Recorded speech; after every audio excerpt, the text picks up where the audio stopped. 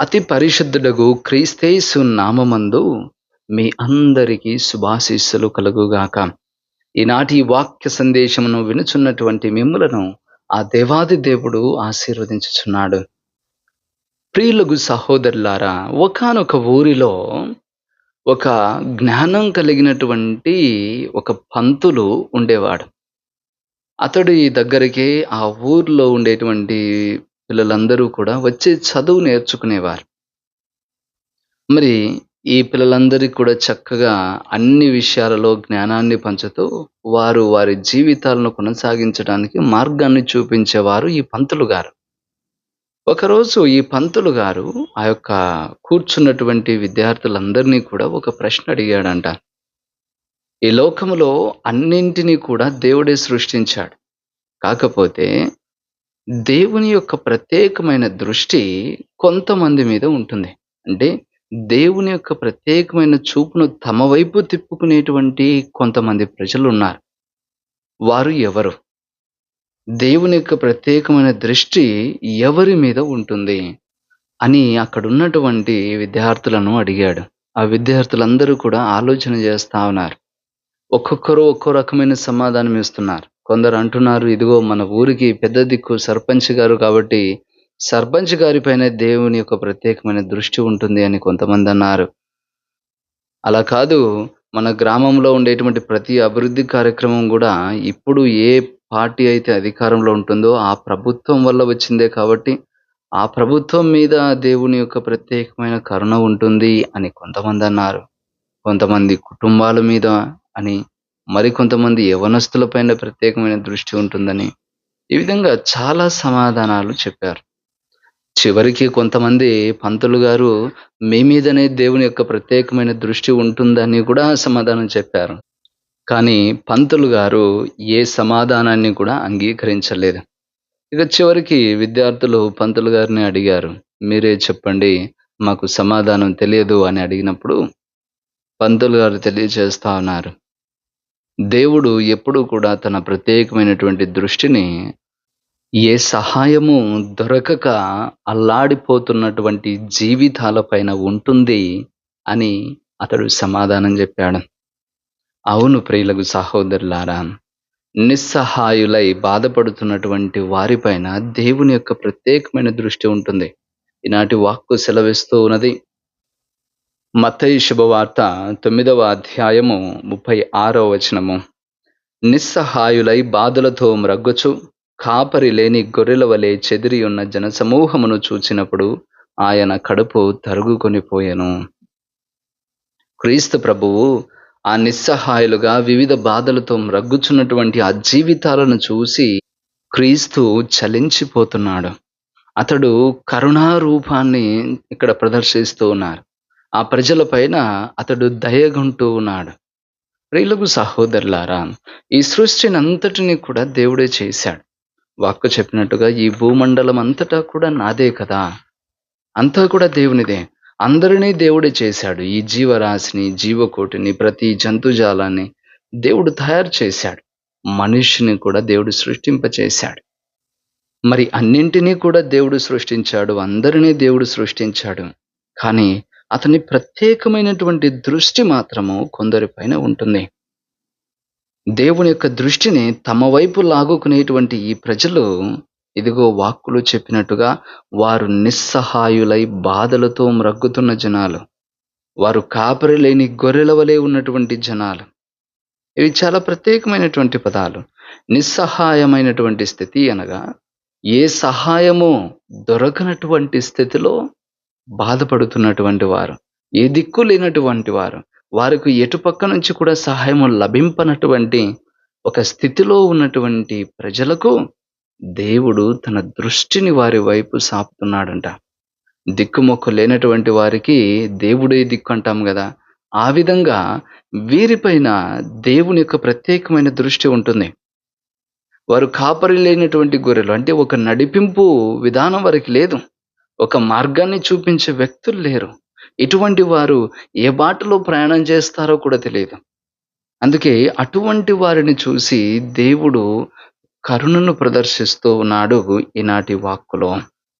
మీరు జాగ్రత్తగా గమనించినట్లయితే అదే ప్రభువు అక్కడుండేటువంటి పరిసయ్యులనో, లేదా సద్దూకయ్యులనో, లేదా ధర్మశాస్త్ర బోధకులనో చూసి ఏనాడైనా ప్రభువు కడుపు తరుగుకొని పోయినట్టుగా ఏ సందర్భము కూడా రాయబడలేదు. అంటే ప్రభువు యొక్క ప్రత్యేకమైన దృష్టిని వారు ఆకర్షించుకొనలేకపోయారు. కానీ ఎవరు ఆకర్షించుకుంటున్నారు? ఈ సామాన్య ప్రజలు. ఈ బాధలతో మ్రగ్గుతున్నటువంటి ఈ జీవితాలు ప్రభువు యొక్క ప్రత్యేకమైన దృష్టిని ఆకర్షించుకుంటారు. అందుకే వారితో పాటుగా ప్రభు ఎక్కువ సమయము కేటాయిస్తున్నారు. వారికి జ్ఞానాన్ని బోధిస్తూ ఉన్నాడు. వారు ప్రయాణించాల్సిన మార్గాన్ని బోధిస్తున్నాడు. జీవించాల్సిన విధానాల్ని వారికి బోధిస్తా ఉన్నాడు. ఈ విధంగా అనేకమైన విషయాలను వారికి తెలియచేసి, వారికి కావలసినటువంటి భోజన వసతిని గూడా సమకూర్చి ప్రభువు వారిని చూసుకుంటూ ఉన్నాడు ఈ యొక్క సందర్భంలో. మరి మనం అనుకోవచ్చు, ఎందుకు వీరి మీదనే ప్రభువు ప్రత్యేకమైన దృష్టిని ఉంచుతూ ఉన్నాడు అని అంటే, దేవుడు ఈ సృష్టిని అంతటిని చేసినప్పుడు కూడా, ఈ సృష్టి అంతటా ఉన్నటువంటి జీవరాశి ఒకే బాటలో నడవాలి అనేది కూడా దేవుని యొక్క సంకల్పితం.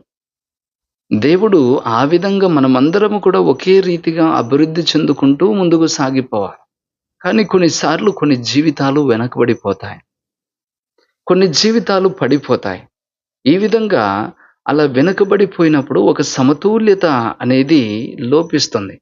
ఇప్పుడు అందరూ కూడా పాదయాత్ర చేస్తున్నప్పుడు కొంతమంది మరీ వెనక్కి పడిపోతే వారిని ముందుకు తీసుకురాగలిగేటువంటి ఒక ప్రయత్నం చేయాలి. అప్పుడే మిగిలినటువంటి జనసమూహంతో పాటుగా వారు కొనసాగింపబడతారు. ఆ విధంగా వీరిని కూడా ఇలా ఎనుగబడినటువంటి వారిని లేవనెత్తుటకు మరలా అందరితో పాటు ఒక అభివృద్ధి బాటలో వెళ్ళడం కోసమని దేవుడు వారికి తన చెయ్యినందిస్తాడు. ఈ విధంగా అందరి క్షేమాన్ని సమతుల్యం చేయడానికి, ఒక బ్యాలెన్స్ చేయడానికి దేవుడు ఇటువంటి విధంగా పడిపోయినటువంటి వారిని నిలబెడతాడు.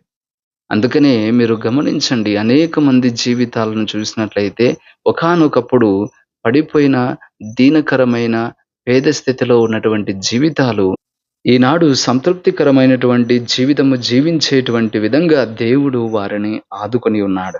పైగా వీరి జీవితాలను తీర్చిదిద్దుటలోనే దేవుని యొక్క బలమైనటువంటి శక్తిని, నడిపింపును, దేవుని మహత్యాన్ని మనం కనుగొంటాం. అంటే సాధ్యము కానటువంటి స్థితిలో దేవుని శక్తి ప్రదర్శించబడినప్పుడు అది సాధ్యమయ్యే రీతిగా మారుతుంది. అదే విధంగా ఇంతటి పడిపోయిన జీవితాలలో దేవుని శక్తి పని చేసినప్పుడు, అప్పుడు ఆ జీవితాలు ఎంత గొప్పగా మారుతాయో, అప్పుడు దేవుని శక్తి ఎంత గొప్పదో అనేటువంటి విషయము కూడా మనకు అర్థమయ్యేటువంటి విధంగా ఈ స్థితిగతులను దేవుడు మారుస్తాడు. కాబట్టి దేవుని యొక్క మహత్యాన్ని ఇటువంటి జీవితాల్లో కూడా మనము కనుగొనవచ్చు ప్రియులకు సహోదరులారా. వీటి అన్నిటికి మించి మనం ఆలోచన చేస్తే దేవుని యొక్క ఎన్నిక ఎల్లప్పుడూ కూడా ఈ విధంగానే ఉంది. ఇటువంటి బలహీన స్థితిలో ఉండేటువంటి జీవితాలనే దేవుడు ఎన్నుకుంటాడు. వారిని బలమైనటువంటి వ్యక్తులుగా దేవుడు మారుస్తాడు.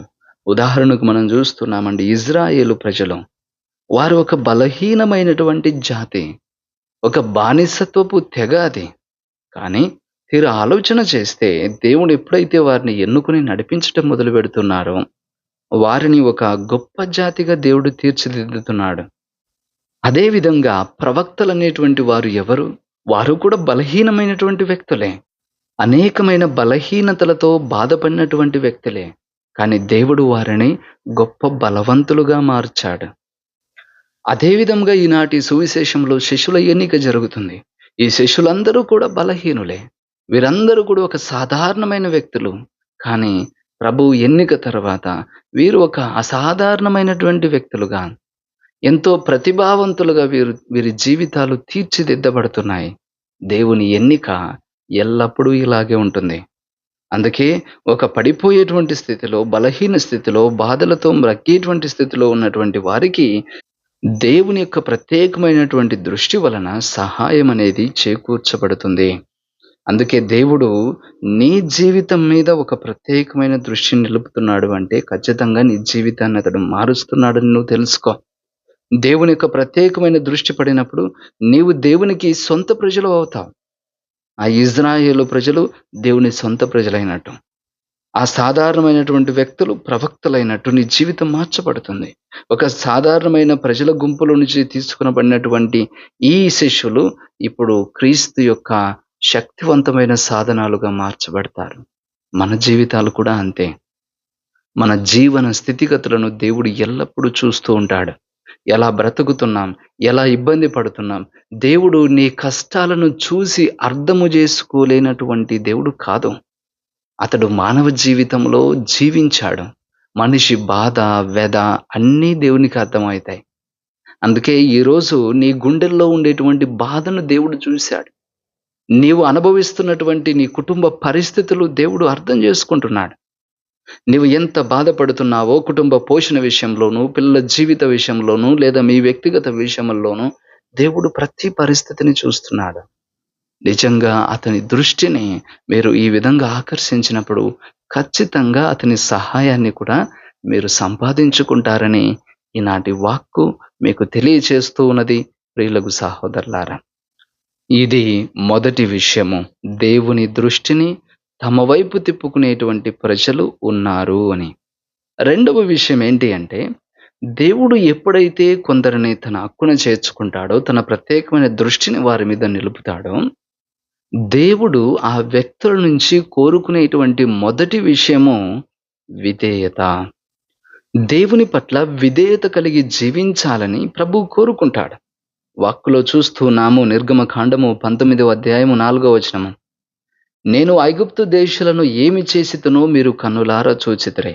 గరుడ పక్షి తన పిల్లలను రెక్కల మీద తీసుకుని పోవునట్లు నేను మిమ్ము మోసుకొని వచ్చి నా చెంత చేర్చుకుంటునను మీకు బాగుగా తెలియను.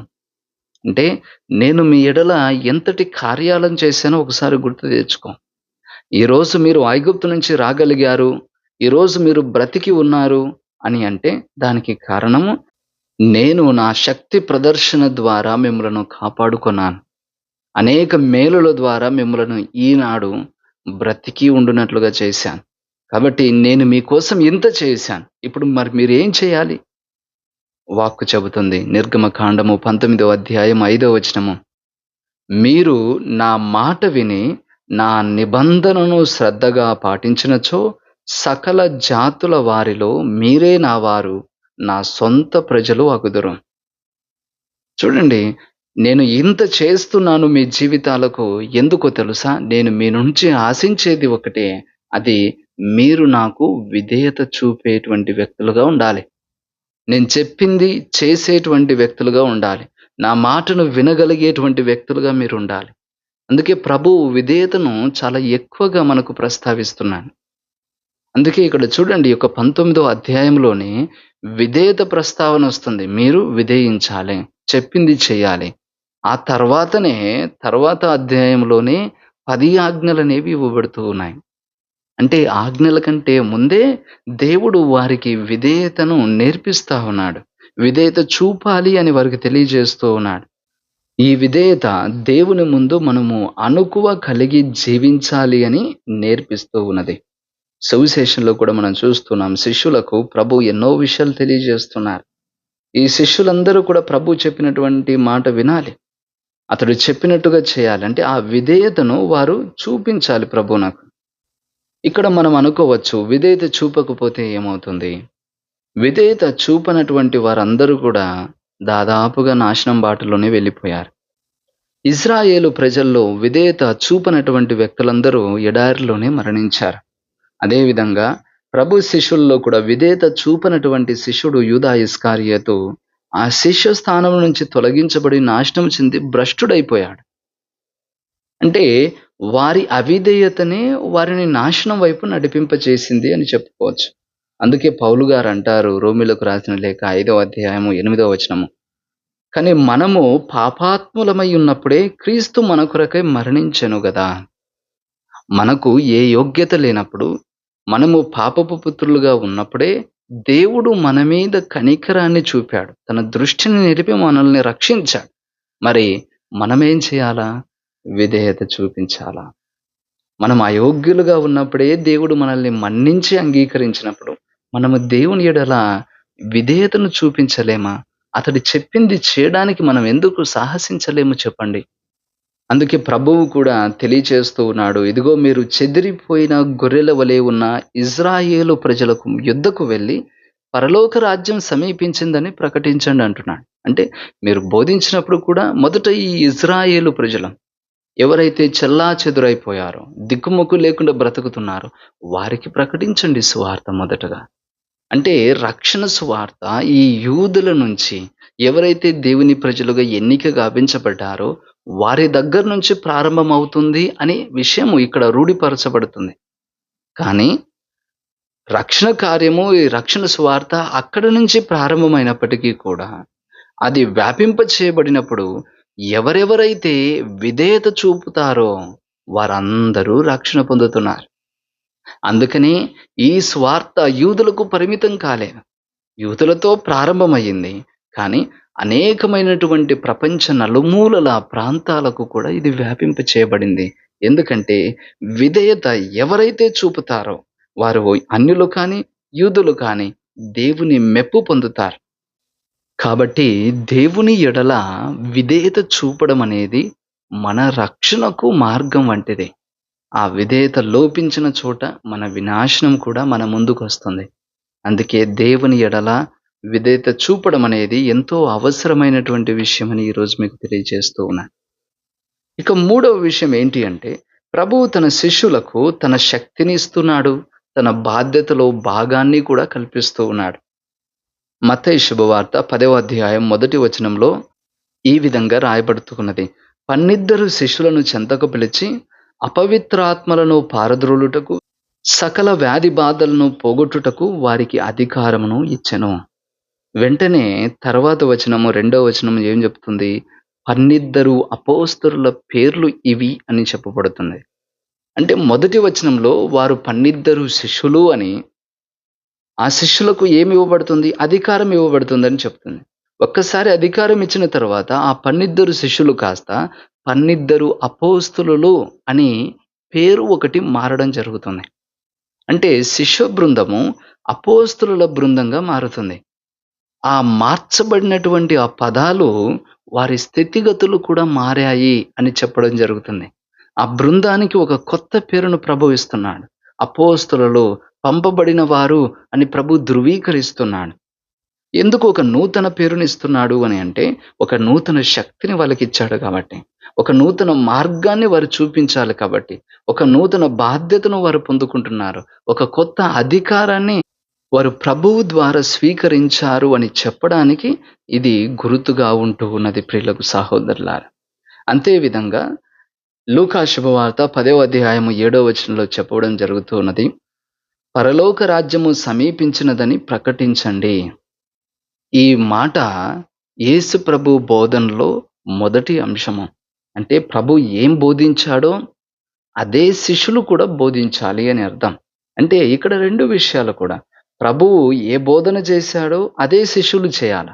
ప్రభువు ఏ అధికారంతో అద్భుత కార్యాలు చేశారో అవే కార్యాలను చేయుటకు ఈ శిష్యులకు కూడా శక్తి ఇవ్వబడింది. అంటే ప్రభువు శక్తిలోను, అధికారంలోను భాగం పంచుకుంటున్నారు. అంతే విధంగా ప్రభువు యొక్క బోధన స్వార్థ వ్యాప్తిలోను వారు భాగం పంచుకుంటున్నారు. ఆ విధంగా ఈ అపోస్తలులు క్రీస్తుకు ప్రత్యామ్నాయాలుగాను, ప్రతినిధులుగాను, కొనసాగించేటువంటి వ్యక్తులుగాను ఉంటున్నారు. మరి ఇప్పుడు ఈ ప్రస్తుత కాలంలో ఈ అపోస్తలుల స్థానమును గురువులు, పీఠాధిపతులు భర్తీ చేస్తున్నారు. వారు ఆ బాధ్యతను, ఆ బోధనను తీసుకుంటున్నారు. అందుకే వారికుండేటువంటి అధికారము క్రీస్తు అధికారము.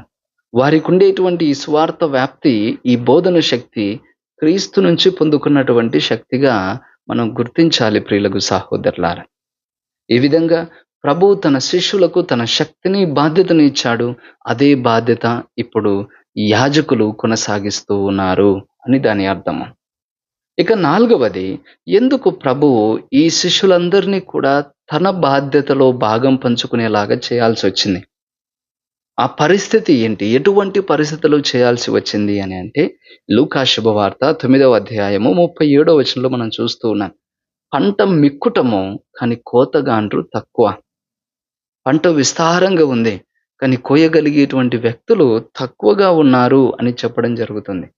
అంటే ఆ స్వార్థ వ్యాపింప చేయాల్సినటువంటి స్థలాలు ఎన్నో ఉన్నాయి. ప్రభు సువార్త చేస్తున్నాడు. అన్ని స్థలాలను ప్రభు కవర్ చేయలేకపోతున్నాడు. ఎన్నో ప్రాంతాల్లో తిరగాలి ఈ సువార్తను ప్రకటిస్తూ. కానీ స్థలాలు ఎక్కువగా ఉన్నాయి.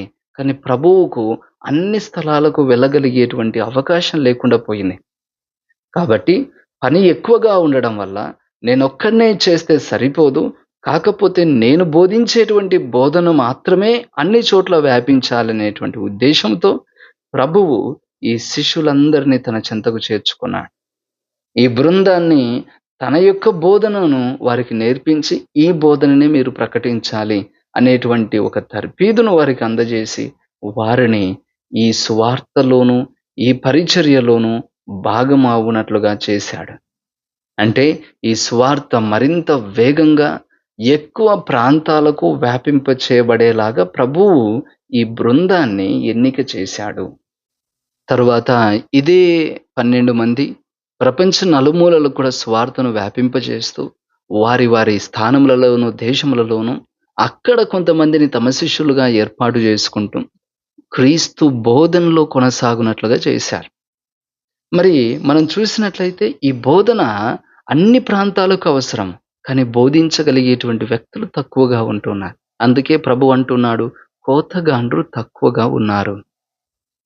మరి ఏం చేయాలి? మరి ఈ స్వార్థ వ్యాపింప చేయడంలో మనమందరం కూడా చేయాల్సినటువంటి ఒక ముఖ్యమైనటువంటి పని ఏందో తెలుసా? వాక్కు చెబుతూ ఉన్నది లూకా శుభవార్త 9వ అధ్యాయం 38వ వచనము. కోతగాండ్రను పంపమని పంట యజమానికి మనవి చేయుడు. ఇక్కడ మనవి చేయుడు అని అంటే దాని అర్థము ప్రార్థించండి అని అర్థం. ఏమని? ఇదిగో కోతగాండ్రను పంపించమని, చక్కగా పని చేయగలిగేటువంటి ఈ పనివారిని ఈ యొక్క పంట పొలానికి పంపించమని ప్రార్థించాలి. అంటే దాని అర్థము చక్కటి యాజకుల కోసము మీరు ప్రార్థన చేయండి. మీకు ఉన్నటువంటి గురువుల కోసము మీరు ప్రార్థన చేయండి. అవును ప్రియులకు సహోదరులారా, స్వార్థ వ్యాప్తి విషయంలో మనము చేయాల్సినటువంటి ముఖ్యమైనటువంటి కార్యము ప్రార్థించటము.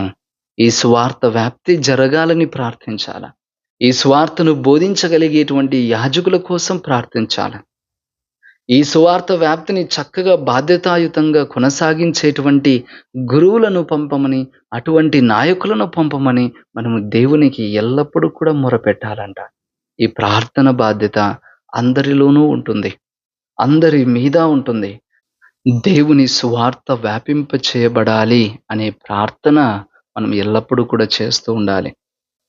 కావున ఈనాడు మనందరి పైన కూడా దేవుని యొక్క ప్రత్యేకమైన దృష్టి ఉండాలని, మనము దేవుని యెడల విధేయత కలిగి జీవించాలని, దేవుడు మనకిచ్చేటువంటి బాధ్యతను, అధికారాన్ని మనం పొందుకొని ఆ శక్తితో జీవించడం నేర్చుకోవాలి.